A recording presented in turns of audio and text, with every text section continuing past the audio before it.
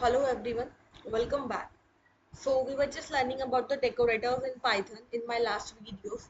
So at last we just saw the type of decorator that was built-in decorators in Python, right? So one of the method, actually one of the kind of built-in decorator is at the rate property, which allows you to access a method like an attribute. Okay, so basically property allows you to access a method like an attribute. Okay, and often used for getter methods. So getter methods concept is bit different. You can just check out my getter methods video as well. Okay, so first of all, let's just move towards the Visual Studio Code, and let's just try to get the coding example. What is this at the rate property is doing, right? So it allows you to access method like the attribute. So we are going to just create out here a person class. We are going to just create the constructor, and by the help of property we are going to just get the name of the person. Okay, let's just try to create a class here which would be named as person. It is going to have a like constructor in it, and which is going to just take two parameters, self and name.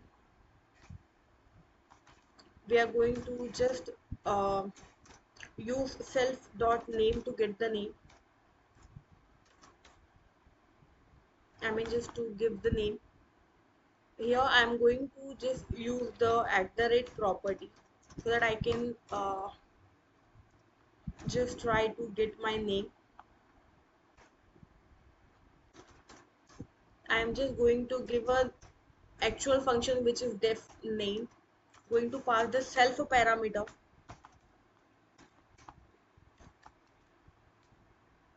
and just going to return simply self dot name.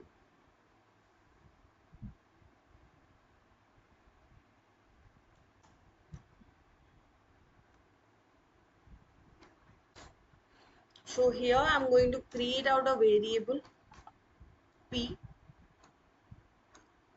which is going to take the name from person's class.